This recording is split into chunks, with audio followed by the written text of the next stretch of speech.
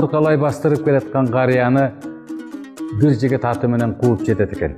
Экөө бир топ бастыргандан кийин, учурашкандан кийин, жөн жай сурашкандан кийин карыя акырын кептин учугун чыгарып: балам, маанайың пас, сабырың сус, көңүлүң ачылбайт, жарпың жазылбайт, сага эмне болду дегенде, атайыланайын, мен ушул айылдан бир кызды аябай сүйүп калдым, аябай жактырдым, арзуум күч.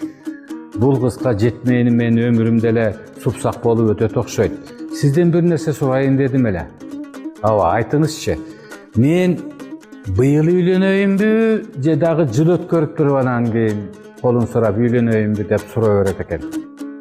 Карыя көпкө чейин бастырып, ойлонуп, бастырып баратып, бир жерге келгенде атын токтотуп туруп: ай балам, сен бул оюңдан кайт. Эчтеке кылбай эле кой, бар жолуңа түш дейт экен. Чочуп кеткен жигит: жарыктык, мен буну аябай жактырам да, арзуум күчөп айланып кете албай жүрөм да десе: Кудай ырган балам ай, эгер жактырганың жана сүйгөнүң чын болсо, менден сурайт белиң деп атынын башын бурган экен.